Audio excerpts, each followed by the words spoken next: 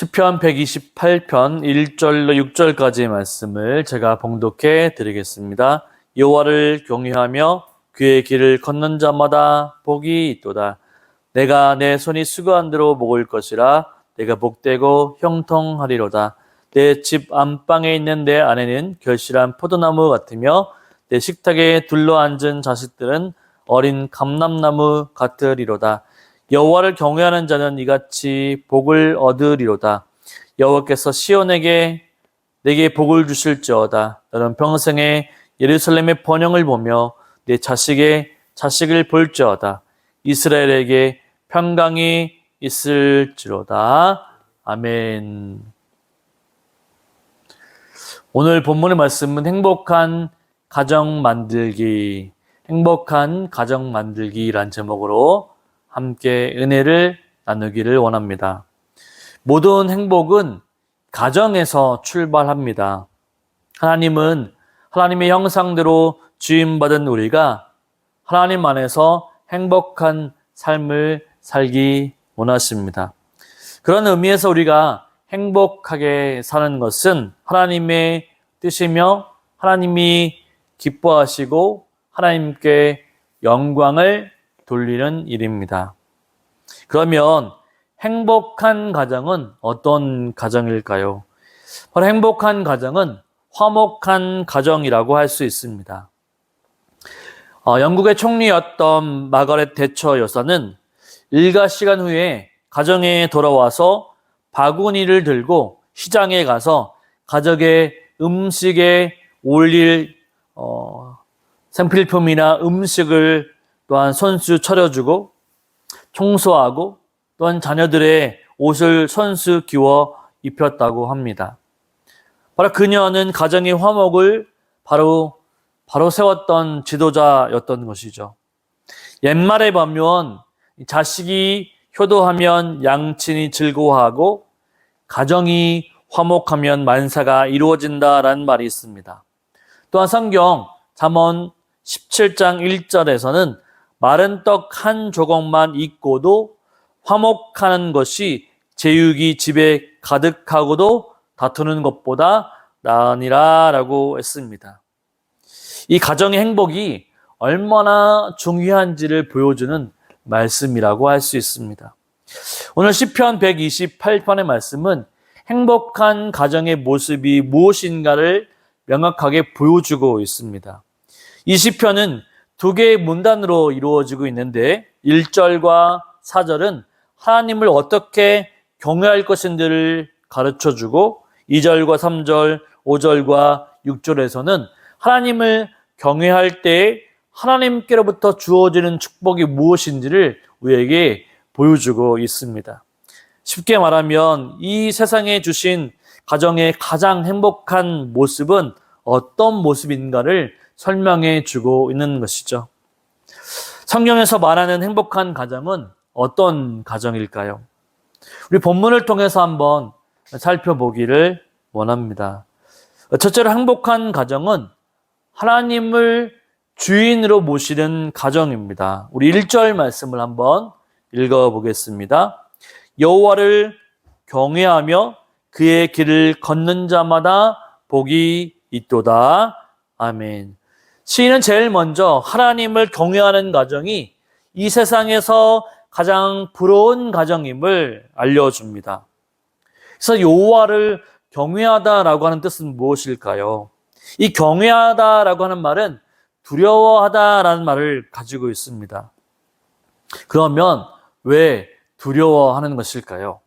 바로 하나님은 존귀하시고 위대하시고 위엄이 있으신 전능자 하나님이시기 때문에 그 앞에 모든 피조물들은 하나님을 두려움으로 존경한다라고 하는 거죠. 우리 앞에 누군가 위대한 인물, 존경스러운 인물이 서 있을 때에 갖고 있는 그런 마음의 상태를 말합니다. 하나님은 인간과는 전혀 다른 존재이기 때문에 하나님을 두려워하고 존경하는 것이죠.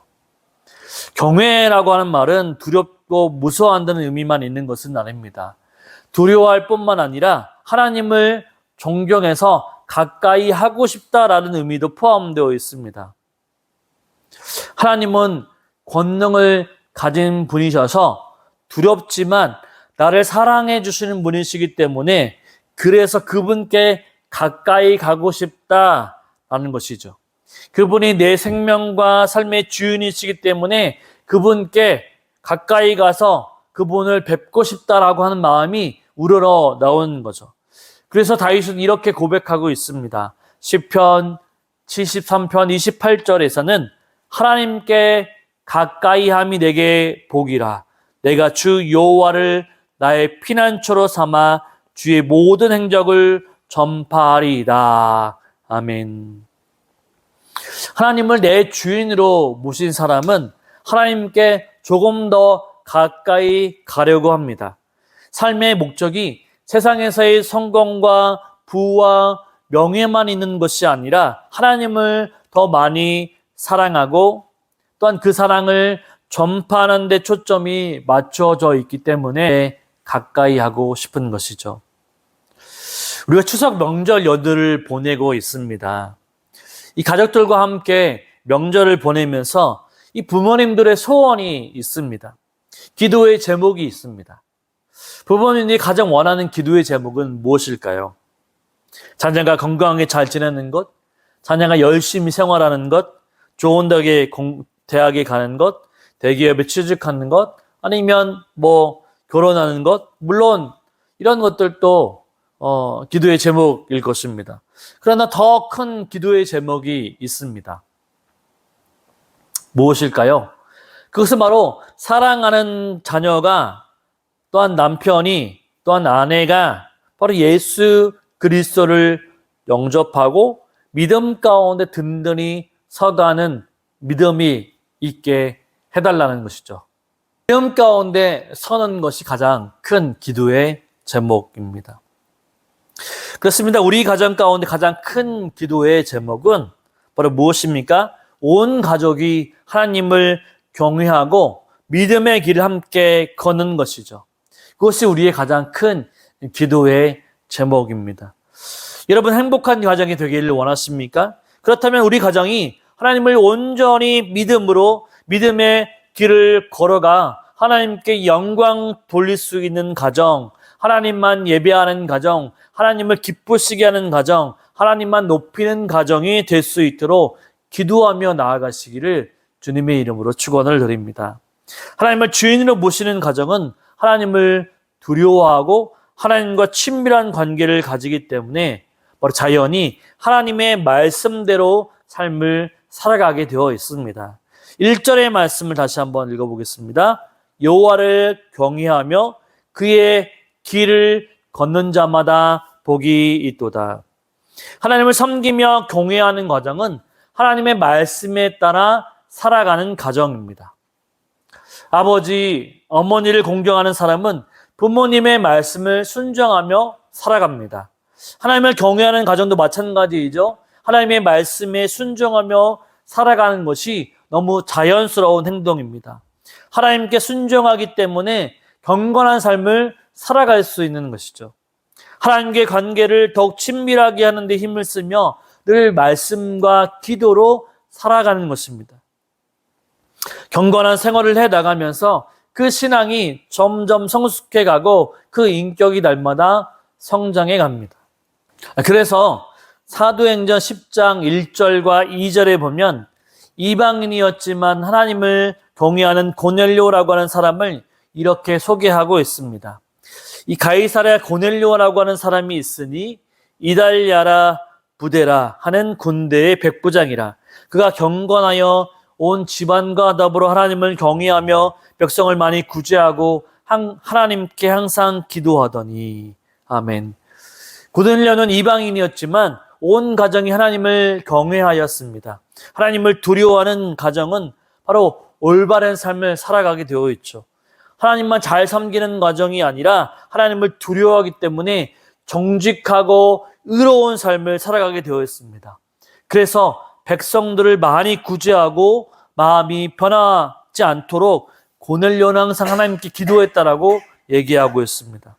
바로 하나님을 경외하는 가정은 하나님만 섬기는 것으로 끝나는 것이 아니라 날마다 하나님의 말씀대로 이웃들을 사랑하고 교만하지 않고 세상의 문화에 넘어가지 않도록 항상 깨어있는 가정이라고 말할 수 있죠. 저와 여러분의 가정은 어떻습니까? 여러분의 가정은 어떻습니까? 바로 하나님을 경외하며 이웃을 섬기며 살아가고 있습니까? 아니면 하나님을 두려워하지 않고 이웃과도 담을 쌓고 살아가고 있습니까? 하나님을 두려워하지 않는 가정은 제멋대로 삽니다. 자기가 기준이니까 자기의 기준대로 내키는 삶을 살아갑니다. 얼마든지 교만하게 삶을 살아가고 불의하게 부정직하게 삶을 살아가죠. 두려운 사람이 없으니까 자기 마음대로 살아가는 것입니다. 그러나 반대로 하나님을 두려워하는 가정은 하나님의 말씀을 순종하며 살아가죠. 왜냐하면 하나님이 얼마나 좋으신 분이신지, 하나님이 얼마나 값진 분이신지 알기 때문에 하나님의 말씀에 순종할 수밖에 없는 것이죠. 저와 여러분의 가정이 바로 하나님을 경외함으로 우리 이웃들에게 칭찬받고 하나님의 사랑을 전하며 베풀며 나아갈 수 있는, 그래서 하나님을 경외하고 이웃을 사랑할 수 있는 믿음의 가정이 되시기를 주님의 이름으로 축원을 드립니다. 아멘. 둘째로, 행복한 가정은 어떤 가정인가? 수고한 대로 열매를 누리는 가정입니다. 우리 2절 말씀을 읽어보겠습니다. 내가 내 손이 수고한 대로 먹을 것이라. 내가 복되고 형통하리로다. 아멘. 2절은 하나님을 경외하며 하나님의 길을 따르는 자들이 내려지는 구체적인 복을 제시하고 있습니다. 특별히 수고의 결과를 누리는 삶에 대해서 설명하고 있습니다. 열심히 땀을 흘리며 수고하며 일하면 그 결과를 풍성하게 얻게 되는 것이라고 말씀하고 있죠. 이 말씀은 하나님께서 우리에게 수입과 지출을 돌보아 주시는 삶을 의미합니다. 하나님께서는 우리의 수입뿐만 아니라 지출을 돌보아 주셔서 우리가 손으로 수고하면 수고한 만큼 열매가 그대로 나타나는 것이죠. 이 말씀을 잘 이해하기 위해서는 그 반대의 경우를 잘 살펴보면 됩니다. 학개 선지자는 이 말씀의 반대의 상황을 기록하였습니다.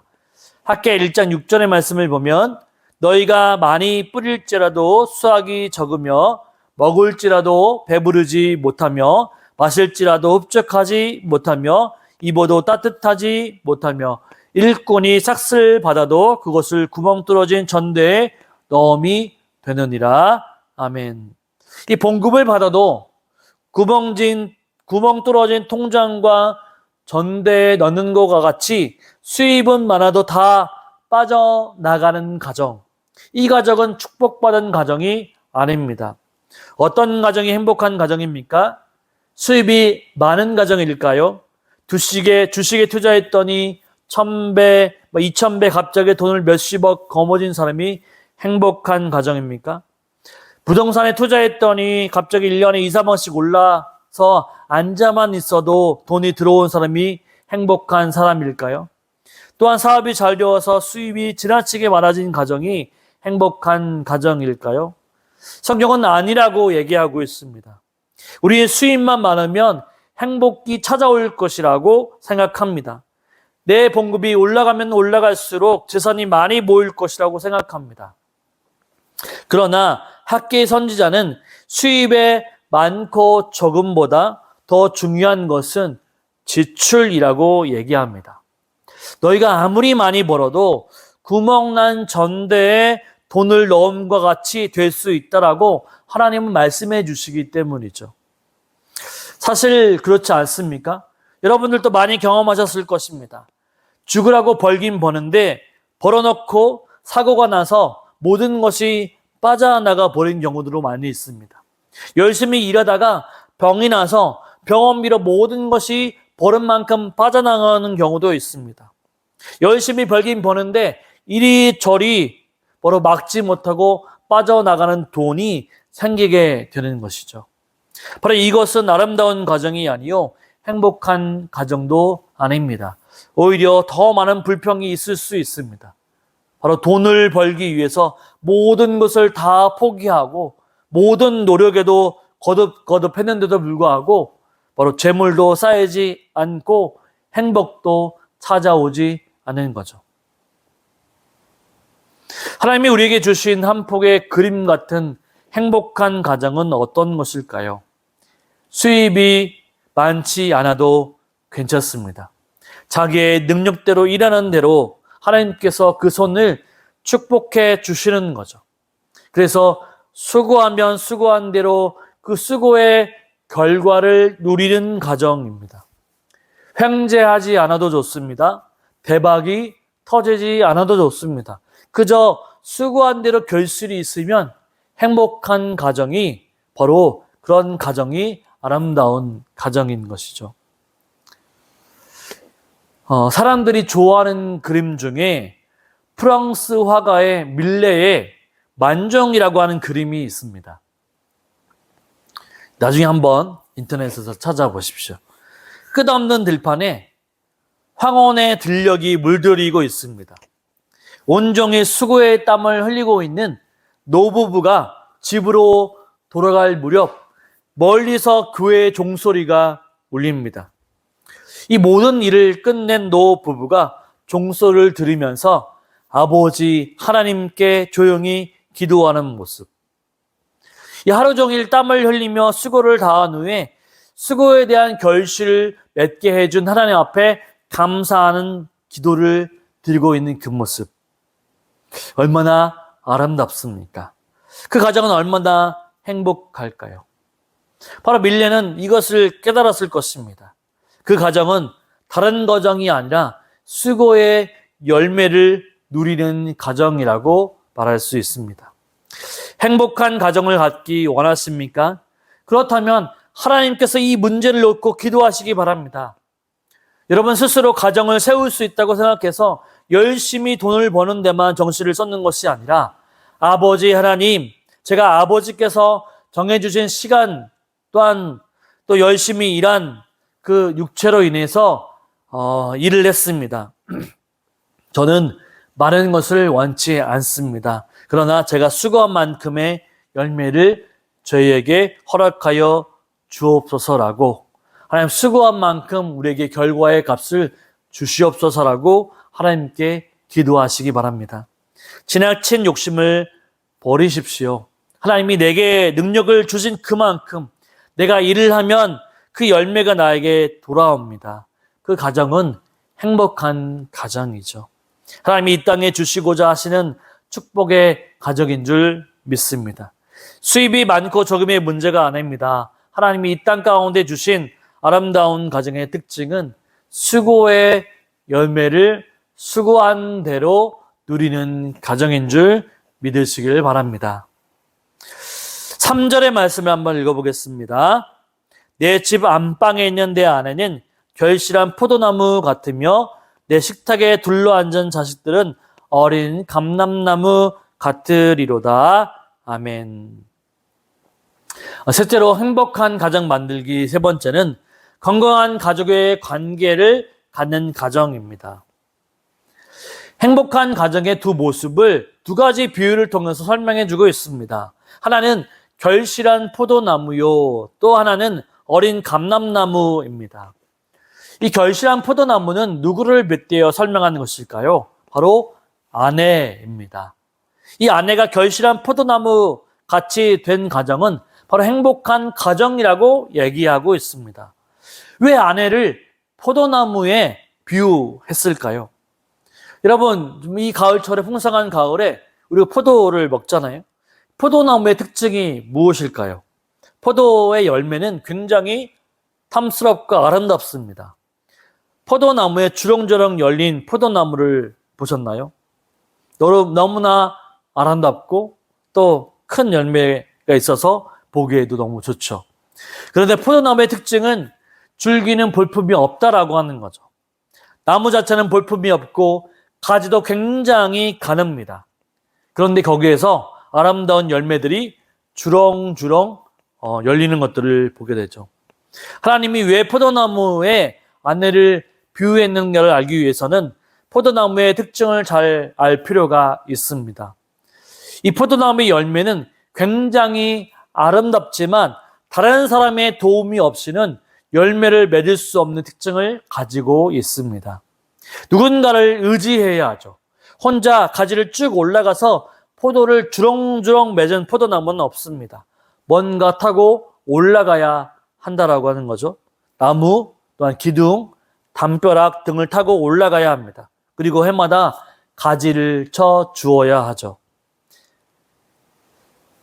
가지를 쳐 주지 않으면 열매를 맺지 못하게 됩니다. 그래서 매년 거름을 주고 매년 가지치기를 쳐 주는데 그래야만 아름다운 포도 열매를 맺을 수가 있죠. 바로 포도나무는 바로 누군가를 의지해야 합니다. 어떤 가정이 행복한 가정인가요? 어떤 아내가 열매 맺는 아내가 될 수 있을까요? 아내는 남편의 도움 없이는 열매 맺는 포도나무 같이 될 수 없다는 말씀이죠. 이 부부간의 관계를 말씀하는 겁니다.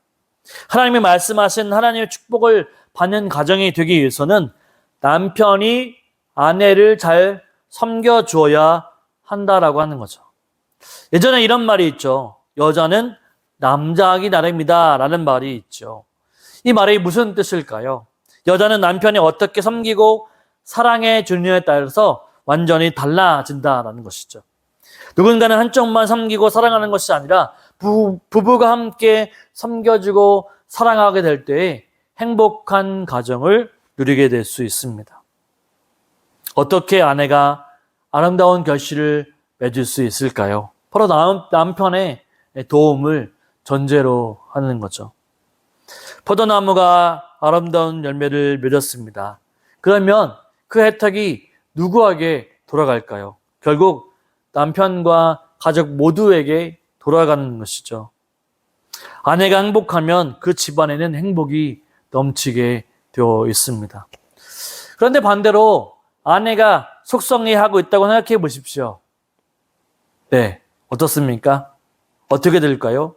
남편과 자녀들이 엄마의 눈치를 봅니다. 꼬투리라도 잡히면 폭풍 잔소리가 나가죠. 갑자기 지옥이 됩니다. 결국 아내가 열매를 맺는 것은 남편에게 달려있다라고 이야기할 수 있는 것입니다. 아름다운 가정은 부부의 관계가 살아있는 가정인 줄 믿습니다. 그 다음엔 자식을 어린 감람나무에 비유하고 있습니다. 3절 말씀을 한번 읽어볼까요? 내 집 안방에 있는 내 아내는 결실한 포도나무 같으며 내 식탁에 둘러앉은 자식들은 어린 감람나무 같으리로다. 아멘. 왜 하나님께서 자식들을 감람나무에 비유하고 있을까요? 이 감람나무에는 몇 가지 특징들이 있습니다. 이 감람나무는 신기하게도 이 옥토에서 잘 자라지 못하고 척박한 땅에서 잘 자랍니다. 바위가 있고 거친 땅에서 튼튼하게 자라죠. 그 이유는 무엇인가 하면 감람나무의 수명이 굉장히 길기 때문에 옥토에서 자라면 뿌리가 약해서 얼마 동안 살지 못하게 됩니다. 그러나 척박한 땅에서 심겨진 감람나무는 굉장히 오래 산다고 합니다. 우리가 성지순례를 가보게 되면 감람산, 겟세마네 동산이 나오는데 이 감람산에 굉장히 큰 감람나무가 하나 있습니다. 여행 안내자들이 설명해 주기를 그 나무의 나이가 2000살이 넘었다고 합니다. 이 아마도 예수님께서 감람산에 자주 올라가셨는데 예수님이 다니셨을 때 이 감람나무가 아주 어렸을 것입니다. 예수님이 감람 열매를 따서 드셨을 수도 있고 이 감람나무는 예수님의 기도하는 모습을 지켜보았을 것이죠. 감람나무는 그렇게 튼튼하게 오래 사는 나무입니다. 이 감람나무의 또 다른 특징은 이 나무를 심고 나서 7년이 되는 해까지 절대로 열매를 따먹을 수 없다라고 하는 것이죠. 7년 때부터 열매가 맺히게 되는데 정말로 아름다운 열매, 따먹기 위해서는 15년 동안 기다려야 한다고 합니다. 감람나무는 심고 나서 굉장히 오랜 세월이 흐른 뒤에야만 열매를 딸 수 있는 거죠. 그러나 15년이 된 이후부터는 그 이후부터는 계속적으로 감람나무가 오래 살기 때문에 더 많은 열매들을 계속적으로 딸 수 있다라고 하는 거죠. 여러분, 어떠한 가정이 행복을 누리는 가정일까요? 밥상에 둘러앉은 자녀들이 어린 감람나무 같은 가정이라고 말할 수 있습니다. 그것은 올바른 자녀 교육이 있는 가정이죠. 특별히 영적 신앙 교육에 관심을 가져야만 합니다. 1, 2년 동안 키워서 열매를 따먹을 수 없는 것이 아닙니다. 적어도 15년 이상 동안 열심히 말씀과 기도로 양육하여야만 신앙으로 길러질 수 있다라고 하는 거죠. 그러나 여러분이 비록 힘들고 어렵더라도 여러분의 모든 사랑의 수고와 인내와 기다림과 믿음과 격려 속에서 올바로 심고 키워서 한반 열매를 맺히기만 하면 사는 내내 영원토록 하나님의 부르시는 그날까지 믿음의 신앙을 유지하면서 믿음의 열매를 키워가게 될 것입니다. 그러므로 우리가 있는 동안에 우리의 관계, 아내의 관계, 자녀들의 관계까지도 하나님 안에서, 믿음 안에서 잘 양육하여 행복한 가정이 되실 수 있기를 주님의 이름으로 축원을 드립니다. 마지막으로 넷째로 행복한 가정은 어떤 가정입니까? 믿음의 궤대가 흘러가는 가정이죠. 어떤 가정은 아버지, 어머니는 굉장히 복을 누렸습니다. 신앙도 좋고요. 물질의 축복도 받고 수고의 보람도 있고 많은 축복을 받았습니다. 그런데 그 축복이 당대에서 끝나는 가정이 있습니다. 그런 가정은 축복이 되지 않습니다. 내가 좀 고생해도 내 자녀가 잘 되는 것을 보면 부모의 마음이 엄청 기쁘죠. 나는 큰 일을 일구었지만 자녀들은 믿음도 없고 방탕한 생활을 하고 내가 벌어놓은 돈을 다 날려버립니다. 그런 것을 바라보는 부모의 마음은 정말 괴롭죠. 우리의 가정이 참 축복을 받는 가정이 되기 위해서는 내가 받은 축복을 우리 자손 대대로 받아 누리기를 소망하는 것이죠. 5절, 6절의 말씀을 읽어보겠습니다. 여호와께서 시온에서 내게 복을 주실지어다. 너는 평생이 예루살렘의 번영을 보며 내 자식의 자식을 볼지어다. 이스라엘에게 평강이 있을지로다. 아멘. 부모 때에는 평강이 있었으나 그 다음 때에는 불행해진다면 무슨 소용이 있을까요? 세상에는 이런 가정이 많습니다. 그러나 하나님이 축복하시는 가정은 자신들의 축복이 자녀들에게 이어지는 가정인 줄 믿으시기를 바랍니다. 하나님이 말씀하신 축복을 받는 가정은 여러분만 복 받고 여러분만 잘 사는 그런 가정이 아닙니다. 성경에도 말씀하지 않았습니까? 신명기 5장 10절에 보면 나를 사랑하고 계명을 지키는 자에게는 천대까지 은혜를 베푸느니라. 아멘. 행복한 가정은 당대에만 축복을 누리는 것이 아닌 가정입니다. 내가 받은 축복이 후대에 물려져서 대대로 하나님의 축복을 갖는 믿음의 가정인 것이죠. 여러분은 하나님을 잘 섬겨서 하나님이 넘치는 축복을 받을지 모르지만 지금 당장 받았을지도 모르지만 이 축복이 이제 우리의 당대의 후대의 자녀들에게 미쳐야 될 줄 믿습니다. 이 추석 명절을 맞이해서 우리의 가정을 생각해 보시길 바랍니다. 그래서 우리의 가정이 변화되기를 원합니다. 과거에 어떻게 살았느냐가 중요하지 않습니다. 문제는 지금이라고 할 수 있습니다. 과거는 잊어버리십시오. 우리가 몰라서 실수할 수도 있고 잘못할 수도 있습니다. 아버지로서 행패를 부릴 수도 있고 어머니로서 잘못할 수도 있고 자녀로서 효도를 못할 수도 있습니다. 그러나 오늘을 잊어버리십시오. 그리고 하나님이 원하시는 가정을 오늘부터 실천해 나가시기를 바랍니다. 수고의 열매가 있는 가정, 아름다운 관계가 있는 가정, 그 집의 안에는 결실한 포도나무 같고 그 밥상에 둘러앉은 자녀들은 어린 감람나무 같은 가정, 그리고 우리의 축복이 자선 대대로 계속 되어지는 가정. 여호와를 경외하며 그 도를 행하면 우리의 가정에 그 축복이 분명히 있게 될 것입니다. 오직 하나님을 경외함으로 믿음의 가정을, 또한 행복한 가정을 만들어낼 수 있는 저와 여러분의 삶이 되시기를 주님의 이름으로 축원을 드립니다. 아멘.